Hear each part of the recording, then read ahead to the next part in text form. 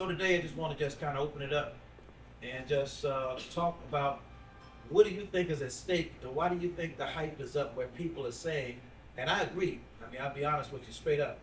I think every time they say this is the most critical election we face, we lifetime, and they say that all the time, it's showing up right now. I think what's at stake this election for me, I think being a younger person, I would say my way of life. As I get older, I can't sit here and say that, Donald Trump don't got the optics. He's a good salesman. He sells on people. But like I can't sit here and say that like everything he says is true. I'm not here to, harp on him because, I mean, he mean a lot to the community at one point. Go listen to rap songs. Jay-Z said he wants to be like Trump. Kendrick Lamar said he wants to be like Trump.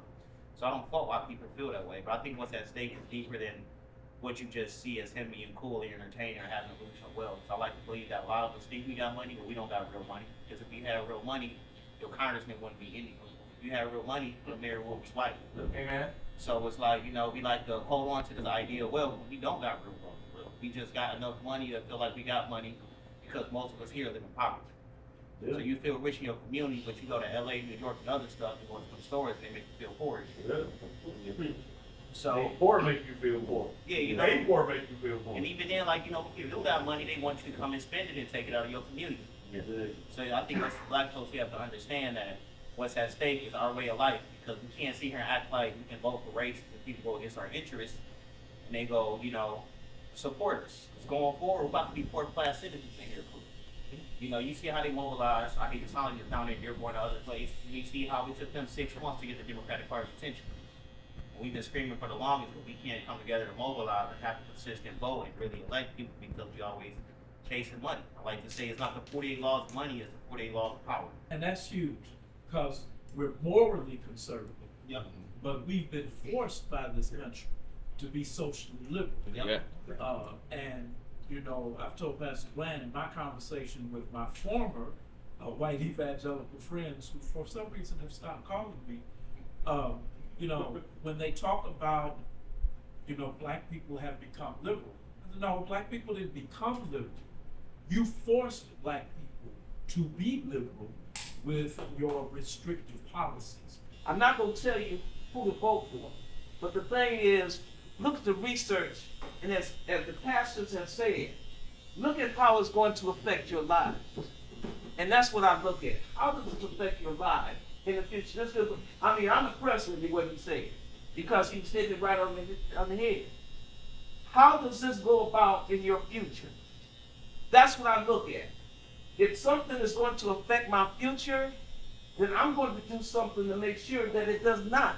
And we can all come in here and say, hey, when Kamala Harris come to your rally, this is what you need to be asking for. And when Donald Trump come to your rally, this is what you need to be asking for.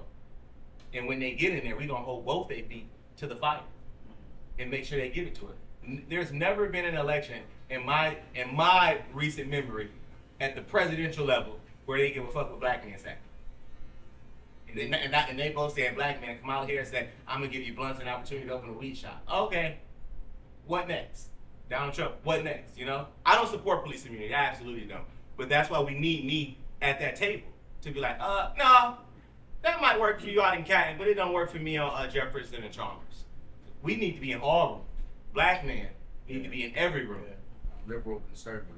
I have my reasons. I choose not to talk about politics, but one thing we can't stand up is religion. Everything else goes out the window. We in this position because everybody went away from the good. Man, that's all. My biggest question, and I'm trying to make this short because really I'm not here to really like give input and like this. We all just talked about stuff, but we never had a 0 to 1 moment. So this is our 0 to 1 moment. Now I'm not trying to be king, none of that. But I've done my research and just looking at it, it's simple. Where do our loyalty lie as black people? We don't all have to agree.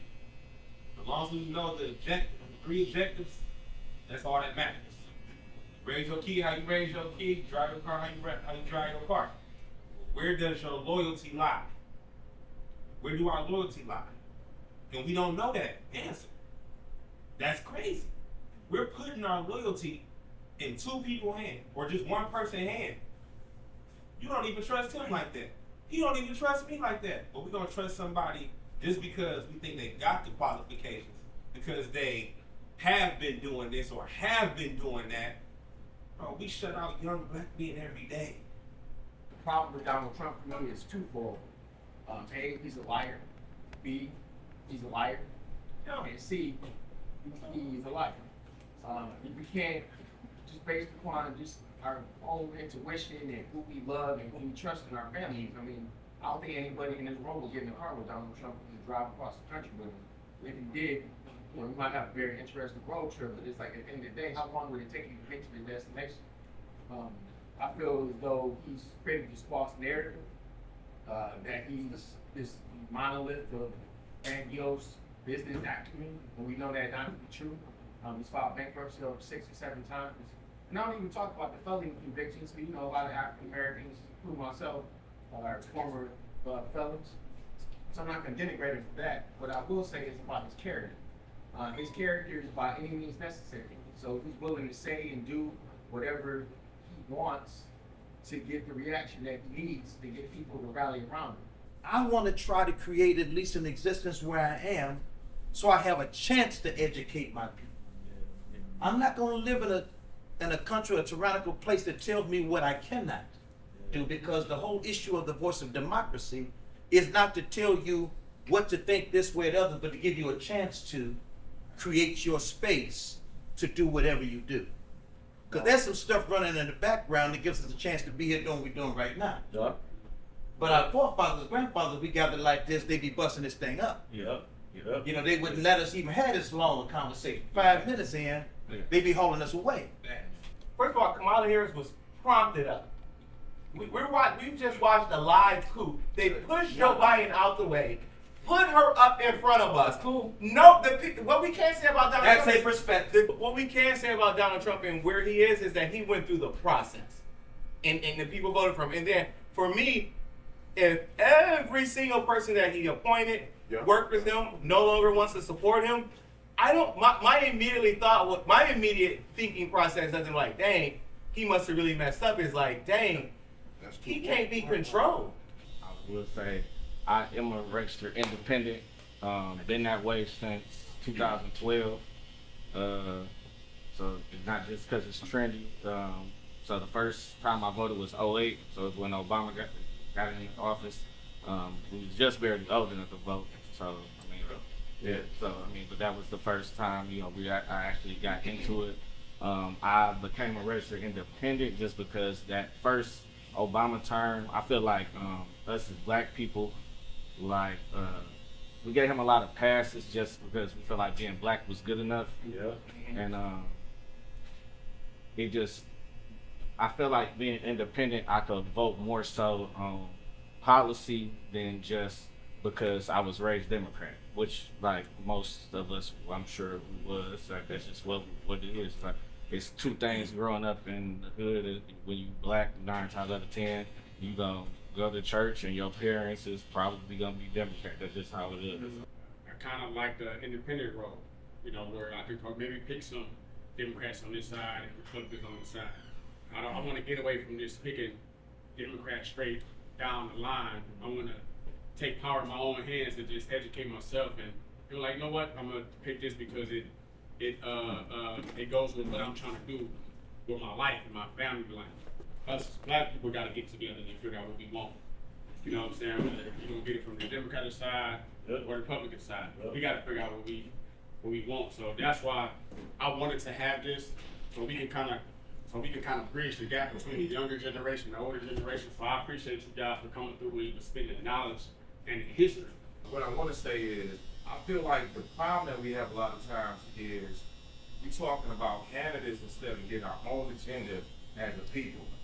And that's what he was saying. Like, I feel all the perspective, and I think that's why we so divided right now. Because everybody knows that this ain't working. You know this ain't working. If you a Democrat, you know it ain't working. If you're a Republican, you know it ain't. I voted for Trump and Obama. How that shit make sense? You know what I'm saying? Like, how that make sense? Really? And everybody feel the same way, right?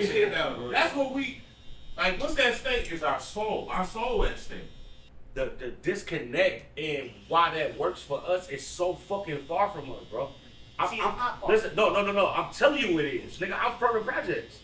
I'm from the projects, bro. Section 8. Listen what I'm trying to tell you. I am from where my mama don't have a high school diploma. Where my dad don't have a high school diploma. You feel what I'm saying? So I'm not saying what you're saying is wrong. I'm saying that there's a connectivity. Let's get you in There's a connectivity issue. I got you. I can't vote for Democrat or a motherfucking Republican if I can't connect the fucking language. That's the reason why we here. This brother wouldn't know me, That's right. or you, Yeah. or any of y'all, if at some point I didn't say to him, I need to hear what y'all thinking about because of what you said. It's easy for me to come and get my hair cut, do what I do, roll with the people I have, because I know the people who vote. I know the people they're gonna turn out. I know the people that's gonna roll out. I can roll with them, get them rich, etc. But I can't leave the people that you talking about in the black market there, because the last time in 2016 it happened, it shifted by one person per precinct, Yeah. which means we had the capacity To do something to do something different. Yeah. That's why our power is important, because the people they overlook are the people you talking about.